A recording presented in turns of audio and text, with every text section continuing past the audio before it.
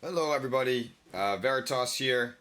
I just like to proceed today's episode with the shout out to Wida WIDA. I've teamed up with him.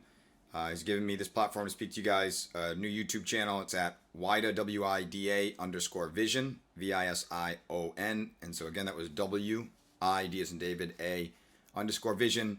On all platforms. If you're a creative and you'd like to feature here, we're looking for content creators, artists, designers, musicians, developers, and much more to get involved. So get in touch if you have talent that you'd like to share and work with some other like-minded creative individuals. The link will be in the description. Alrighty, here we go. Episode 2 on conflict resolution. And as always, I will probably jump around a little bit and include some concepts and things like that for you guys. Okay, so in the previous podcast, I had mentioned and paraphrased, not so well, something from Matthew, and I didn't really finish where I was going with that in the previous episode. So I figured I'd begin this episode with that point. So the scripture that I was trying to reference was Matthew 16:25. For whoever wants to save their life will lose it, but whoever loses their life for me will find it. Okay, so I'm gonna say that again. For whoever, that's the New International Version. I don't like that one. That's not my favorite. Let me see. I like Aramaic usually. So this is Aramaic Bible in plain English. For whoever wills to save his life will lose it, and whoever will lose his life for me will find it. Okay, so it's Matthew 16:25 in Aramaic Bible. For whoever wills to save his life will lose it, and whoever will lose his life for me will find it. So, a couple of things here, and throughout all of my podcasts, I'm always going to have scripture, and I'll have quotes. I'll include Stoicism, Buddhism, Hindu, the Quran stuff. I mean, I'll have something from everything because I don't believe that religion is any one religion is the answer, at least for me. Sometimes I feel like this is all a game, and our job is to run around collecting the pieces and using the God power connection within all of ourselves to create our own understanding and our own reality as a result of that. It's like the whole fun of life. Why would there ever be just this? Like, imagine you were just born and someone gave you all of the answers. What would be the point of that? You know? And speaking of, and it's really funny because I woke up a couple of years ago and I woke up just kind of one day. I went to my sister's church, and at the time, I was actually, and I did not realize how bad it was, but I was not happy. I was anxious. I was just run down. I worked a lot. I was working every weekend. I had 2 days off per month. And I'd fly out all over the country. And the thing was, I chose to do it because I didn't realize this because I was so anxious. I was always looking for something to do as a distraction. And I used to say this all the time. I used to say, I feel like there's something I'm supposed to be doing, but I don't know what it is. But it's never what I'm doing.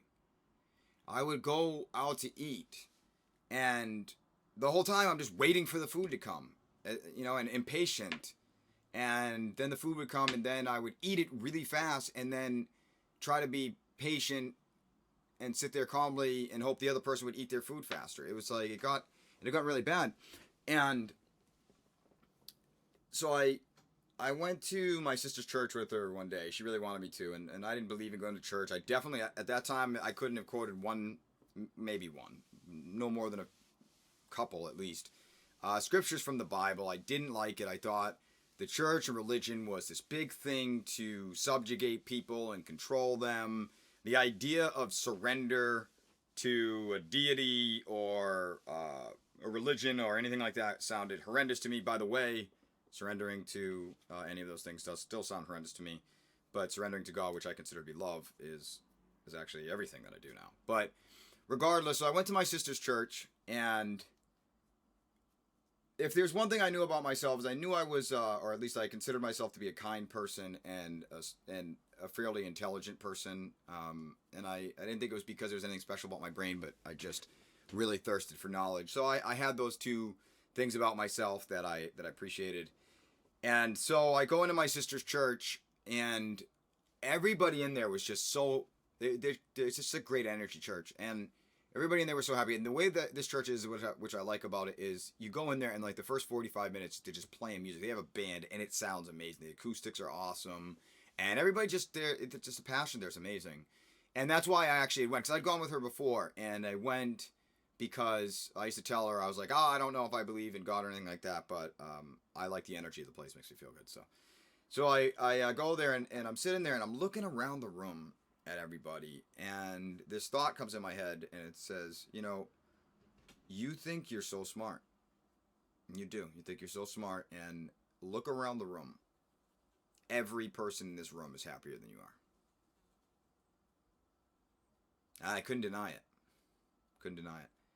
And, in hindsight, too, it's crazy. Now that I understand that our thoughts are not us, our thoughts are just kind of programs of beliefs and values that talk to us. It's when we associate ourselves with the thoughts that we deny and suppress them, and, bad things happen. But, and I remember, thoughts, my mind was even trying to judge the people. It just did it automatically. I didn't sit there and consciously say, I want to judge anybody in this room, because I naturally, for most of my life, actually really haven't been a very judgmental person at all. People will sometimes become judgmental when they feel threatened or scared. It just happens automatically on a subconscious level. The mind projects out to make them feel better about how they feel right in that moment. And it did, and it was saying, oh, this person looks like this. If they had God, why would they be overweight, or why would they not? Why they don't look like they're perfect? So how is God in their lives? It's silly things like that. And I just pushed them aside at the time. And I was like, well, you know what? They're happy. You're not. And then I'll never forget, I looked up to the right, and I said a prayer out of nowhere, and I just said, God, I think I'm so smart. And I haven't figured out how to be happy. I was 42 years old, and I was getting to a point in my life, I was just like, what is the point of this? I have everything I need. I have more money than I need. All these things. What? I didn't know what I was missing. Now I do. Now I know what I was missing. That feeling of needing to do something. But at the time I didn't quite understand it. And so I said, God, I don't know. I don't know what to do. I try to figure it out. I can't. Just show me what I need to do to be my best, and I'll do it. And I felt it. I felt it right there, actually. I felt the change. I drove home listening to this song my sister gave me. By the way, it's a great song. It's called Scars, I Am They. Really good song. And I listened to that on repeat the whole way home. It was like a 45-minute drive. And the next day I woke up, and all of a sudden I had these 3 core beliefs that I had had my entire life and had not even been aware of them, let alone, had I even been aware of them, I don't think I would have been able to completely disintegrate them. I saw what they had been, and then they were gone. And it was, I'm not good enough. Something bad's going to happen. And it's going to be my fault. And it's funny too, because I've worked with a lot of people, since then, and now I can, usually see people's core beliefs, and a lot of people actually have those 3. It's kind of insane. So I just woke up and I felt like a new person, and I've been on this journey ever since, getting more and more information to understand myself. And one of the things I found is that, I work with a lot of people, but every single person that I work with, this is not me teaching. The only teacher is the God, the Spirit, the universe that's within you. We don't teach each other. We don't even heal. For those of us who are healing people, we're actually not the ones doing the healing. What we're doing is we're shining a light on the other person and reminding them, dissolving the smoke that surrounds them, the illusion that they're just this limited human being, and that they're not an infinite, powerful being that can heal itself. And so that's kind of what we do. Anyways, I really rambled, and I was supposed to go on to conflict resolution on this one. I'm only 10 minutes in. All right, we can do that. So anyways, that's kind of what happened to me. And as I dissolved my core beliefs, I kind of just did it subconsciously. I said, I started to realize that everything I ever thought I was nothing more than just beliefs, really. You're born as a baby and you learn to move your fingers and walk. You fall down millions of times. You learn to write, you learn to read, you learn to sing, you learn to dance, you learn to play, run around, crawl around. You do all of these things, and you did it before you knew who you were. And that to me is who we really are inside.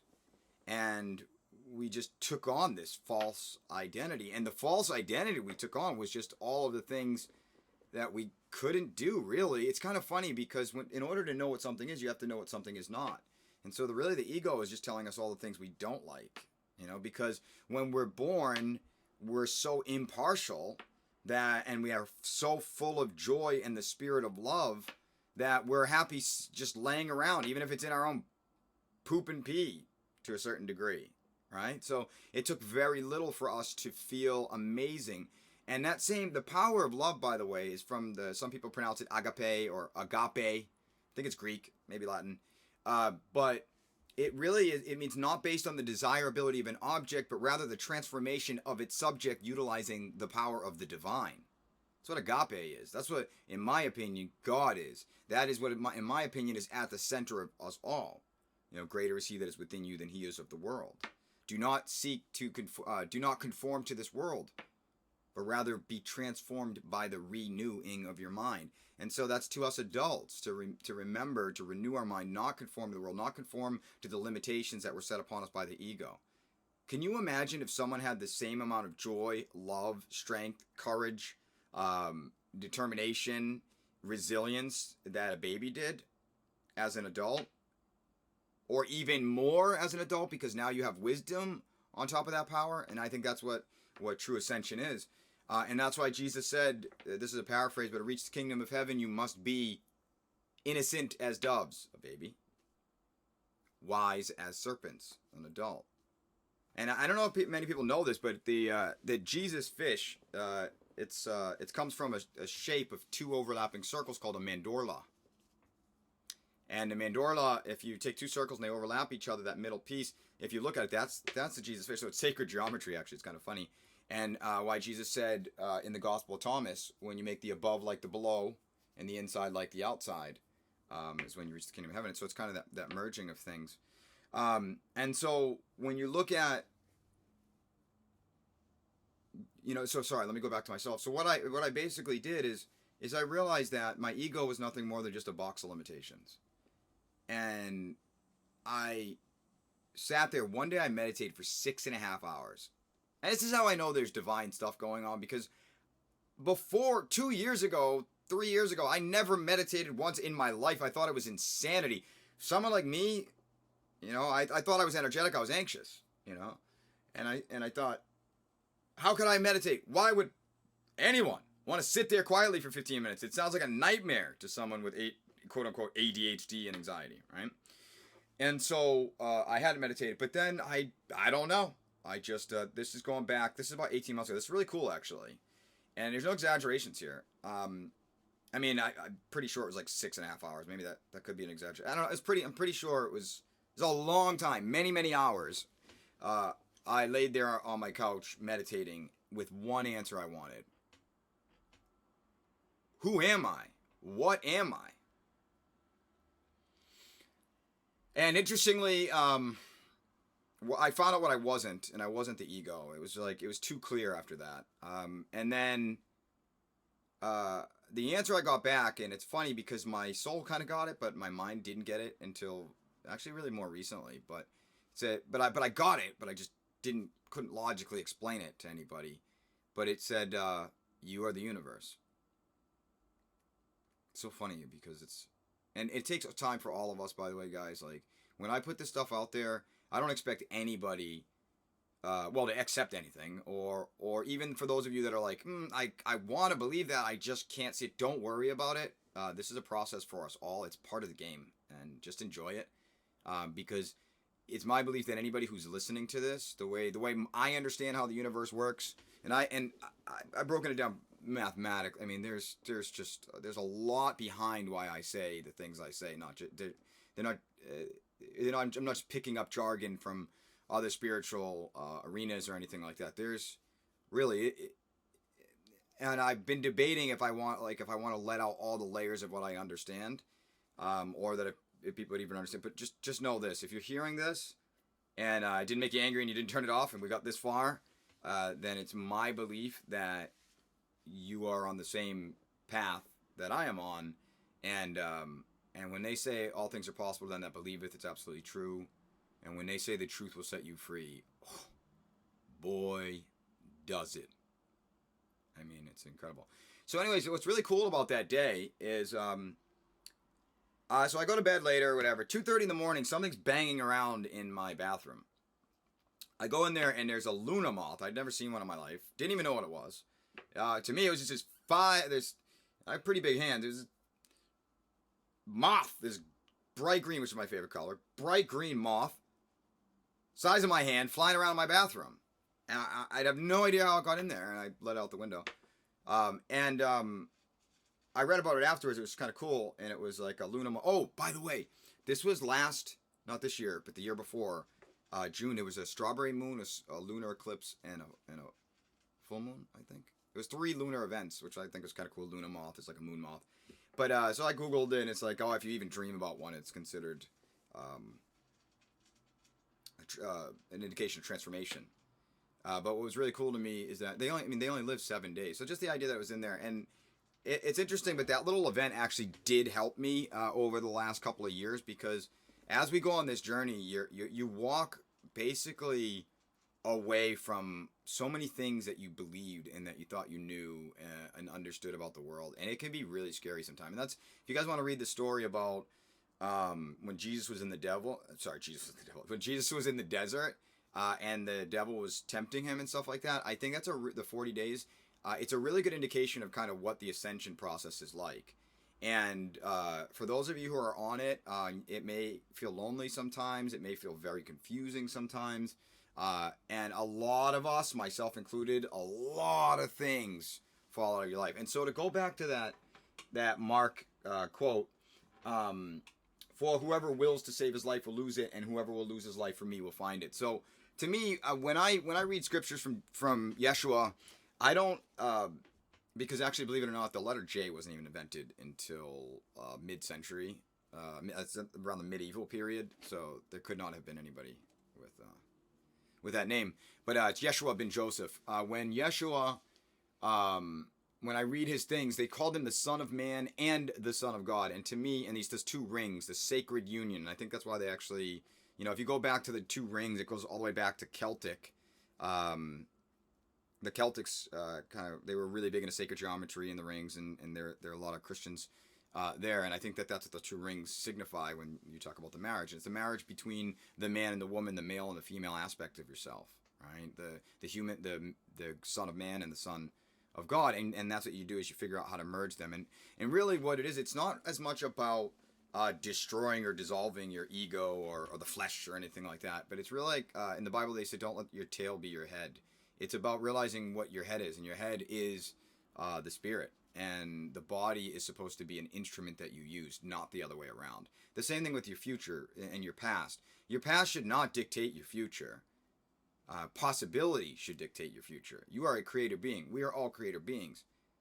If you allow your past to define you, what ends up happening is the past only knows it. The ego only knows how to use fear. The spirit only knows how to give creation, abundance, and then you in the middle, you kind of decide. And so what we really want to end up doing is putting our ego kind of into an observer role, and allowing life to work through us. And it's interesting.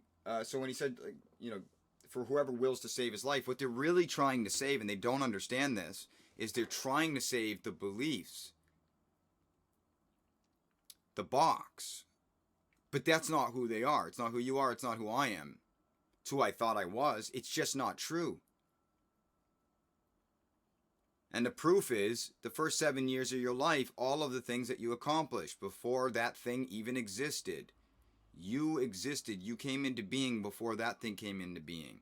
That thing was your creation. It is not your creator. And somewhere along the lines, we forgot that.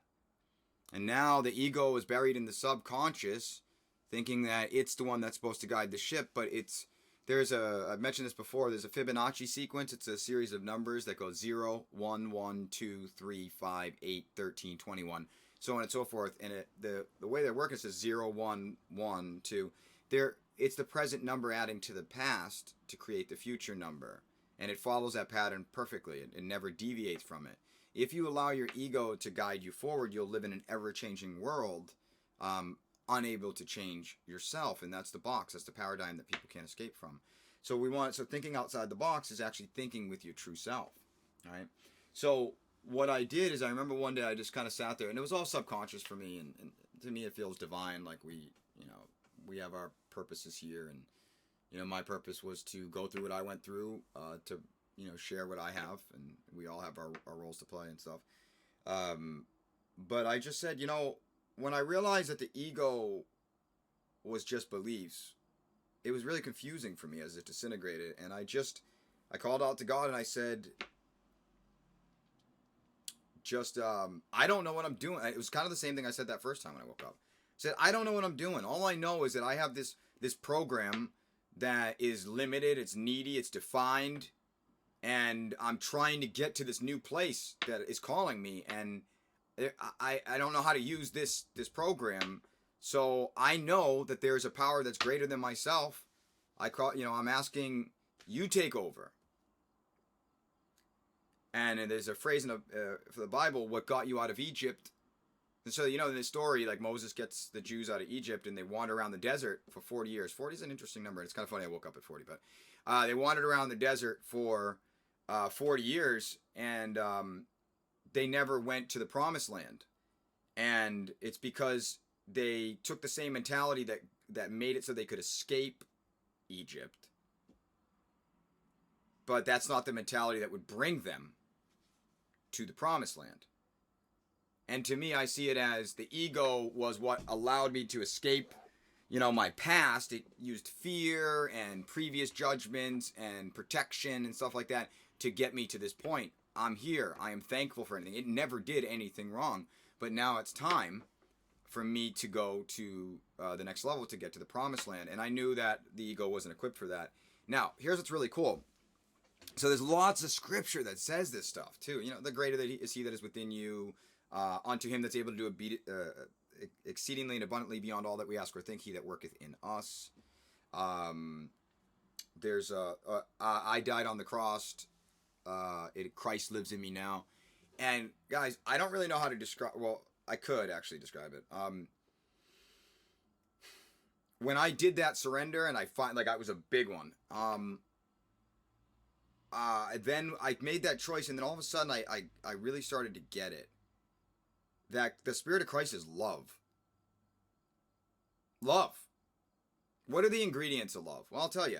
The ingredients of love for all things. They say in the Bible, they say, love God first and love thyself as thy neighbor. That is 100% true. It is the answer to everything. But the question is, how do we get there, right? Well, they say pride is the deadliest sin. Pride is the protection from the ego, and the ego lives in separateness. It thinks it's its own individual being, and the world is an enemy, and it's got to protect itself, and blah, blah, blah, blah, blah. That was good. It gave us an experience. It gave us the experience of limitation so that one day we could wake up and overcome it. So the ego wasn't a bad thing. It was a necessary part of our creation of attaining the promised land as the individuals that we are. They say mother is the need of invention. Well, then father is the feed. So the mother is the need of the seed. The father is the feed, the energy, the fuel of the seed. And the seed becomes a tree when it realizes that it's always been all three. So they're just kind of different stages, but it's time to let the Father take over. And so let me see here. I was going to say something. I don't want to miss it. Give your life unto me, died on the cross. And so, so the ingredients of love, right? So pride is the deadliest sin because you're trying to protect your ego, and your ego lives off of separateness and division and protection and fear. So, well, if pride is the deadliest, what's the one that's going to bring you the most life? that answer is going to be humility. And that's where it all stems from. Now, what does humility truly mean? Humility truly means that it's not you believing that your true self, the spirit, the soul that is within you at your core, is less than anything. It's realizing that at your core, you are love. That's why babies, that energy that babies carry, it's love. We were all babies. The only thing that happened, you don't have anything to learn. You have to unlearn. You were born full of love. You just got to remember that. You got to remember that this is an illusion who you think you are. And that's what it means when you give so if you try to save your life, if you will to save your life, you lose it. If you give your life to my sake, which is love, you'll get it. You can't live in a world in a box where your old beliefs are driving you forward, and eventually, and the box gets smaller and smaller and smaller, and it just eventually just destroys people. They're not even alive anymore. They're in a state of decay. And so I was gonna do the conflict resolution, but it's running kind of late on this one, so I'll be able to use a lot of this stuff. So I'll make a third episode on the conflict resolution.